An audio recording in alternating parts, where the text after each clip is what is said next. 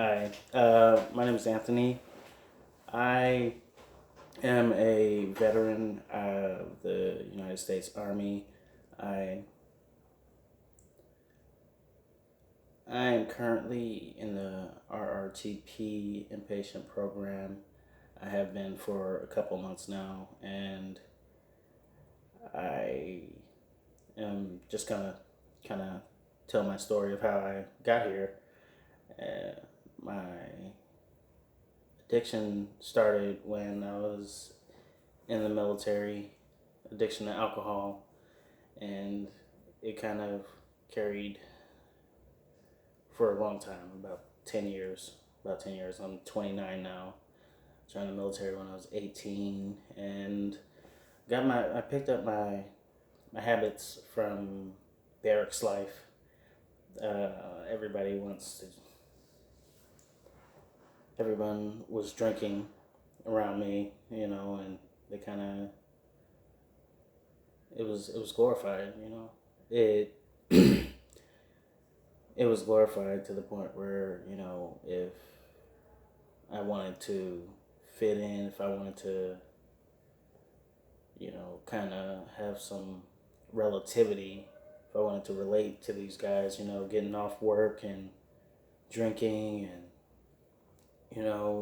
going to the clubs, spending money, and just being young. And I guess I guess I had that decision to make, and I chose to get with the program and drink with others. They can kind of granted an opportunity, and I took it. I was told, is everybody's doing it, and I never knew that it would be so hard to put down after that first beer. Is like I never stopped afterwards. Even after the military, it was about I got out of the military 7 years ago, and I'm just now getting into treatment. So I mean, like the addiction carried on, and I wasn't realizing like like a lot of the issues that I was coming across was because like I just continued to drink. I drank in so much quantity. Like I kept drinking through everything. It got to the point where I ruined a marriage. I lost my career. I I even went as far as like suicidal ideation. You know, I was I reached a dark point. I couldn't handle my issues because I was running away from them so long. I wasn't able to take on life as it came to me, and so long as I got to drink, I wasn't worried about it either. Because I didn't have to. It was as long as I got to drink. Hakuna Matata. I don't care. You know, and it's like I'm 29 now, dealing with problems that I should have been dealing with when I was 18, 19. Things that like emotions that I should have been dealing with, problems I should have been dealing with, things that I should have been prepared for, that I could have prevented like so much by just taking the time to learn about myself, just taking the time to deal with these issues that are coming, and I was just so afraid of dealing with issues after drinking for so long, because I ran away from my problems. Ran away from my problems every time something was going south. So I don't want to think about it. I don't want to deal with it. I'll just go drink, and I'll keep this pattern so long as I have issues. And it's like it got to the point where I wanted to die because of how much I was losing, close how how close to home I was hitting with the addiction. It was like I lost my marriage, and it was like something I couldn't deal with. I couldn't come to terms with it. I couldn't come to terms with the fact that it wasn't my decision. I didn't want a divorce, but you know, it's it's something I have to deal with.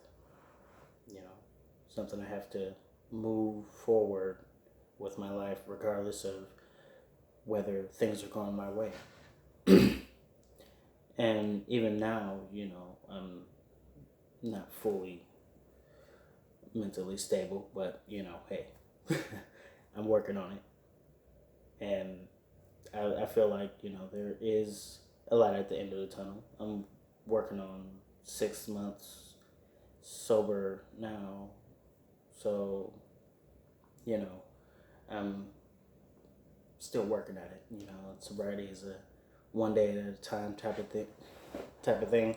So just as long as I stay sober, I'm moving forward. The moment I lose sight of my one day at a time, or the moment I lose sight of my goal or my,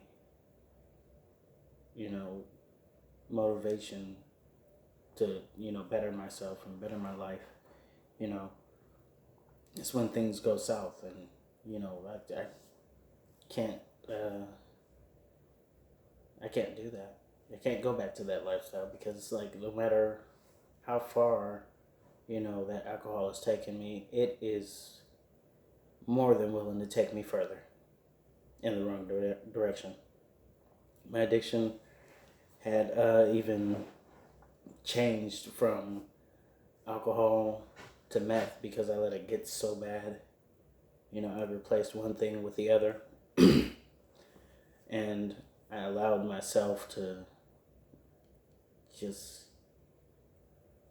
lose sight of all positive feedback.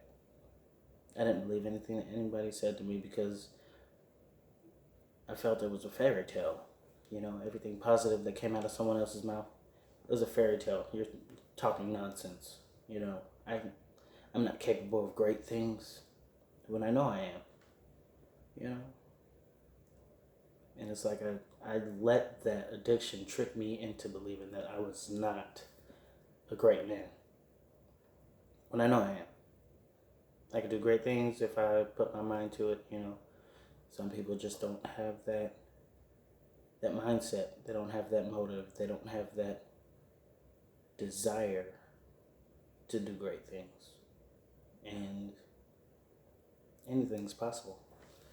You put your mind to it, you work at it, you will get better at it. And I feel like I'm living proof of,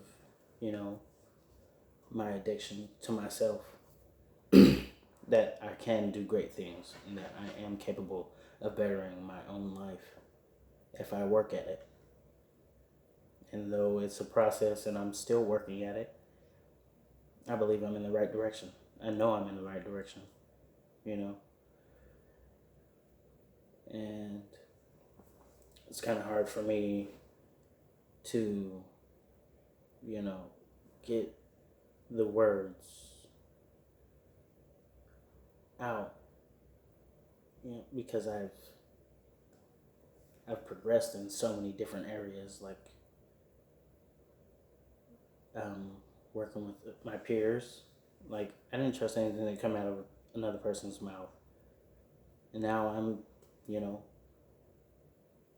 out to help those same people that I didn't believe and didn't work with. I mean, the people here are so wonderful.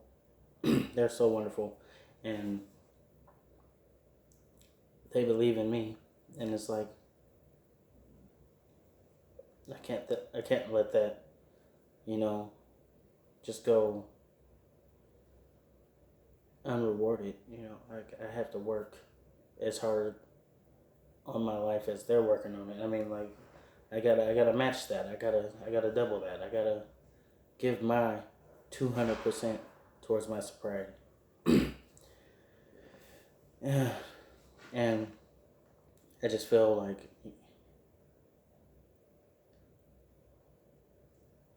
my story is important. and I know, like, I haven't really gotten too personal, and I walked around with a traumatic brain injury for about for about going on 9 years. About 9 years, walked around with a traumatic brain injury to the point where I can't process all my thoughts and all my memories and such. I'll forget where I was going with an idea. I'll forget names. I'll forget, you know, a lot of things that are important to me. You know, it's not like I'm forgetting like useless information, but like a lot of my memories are just not there. It's like I walk around like that for 9 years. Didn't seek help. Didn't help myself. Didn't want to. Just wanted to stay right where I was in that addiction. You know, they tried to commit suicide. I was scheduled for an airborne op. I planned it out.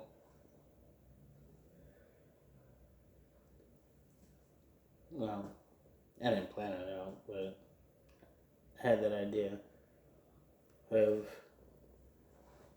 just going and getting rigged up and jumping out of a plane, like I had scheduled that day, you know. But instead, I told a friend who I got mad at in the beginning, but you know I'm happy I did it today. Of course, I mean I told a friend, and that friend looked out for me, and I'm glad I told a friend. I'm glad I had somebody to talk to that day, and I'm glad I have someone today that I can talk to if I needed to. You know, and it's all about that, sticking together, you know, because us as veterans, I mean, like, we understand that. 9 times out of 10, one of us has been there. 9 times out of 10, one of us can relate to that situation. 9 times out of 10, one of us is going through that today.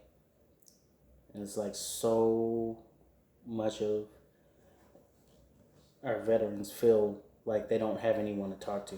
Like nobody will understand. Like nobody has ever experienced this stuff. And it's like, it's not true. You have someone to talk to. You have someone that you can look to. You have someone that you can call. And if you can't call someone, call me. Hey, I'm willing to listen. I'm willing to talk to you.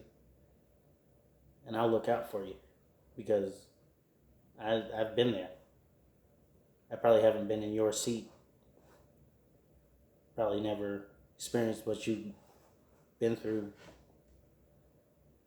But I know how important it is to have someone to talk to when you get at your lowest low. I know how important it is for you to feel like somebody cares about me. You know? I mean, I remember when I felt like I was alone. I felt like I was alone, knowing damn well I got family somewhere. And I felt like nobody had my back, knowing damn well my brothers were to my side. I felt like I was all in this by myself. I could have called anybody. I could have went through with that airborne op, but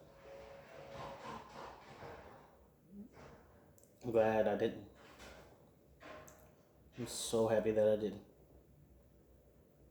I haven't looked back and I haven't really talked about it since, but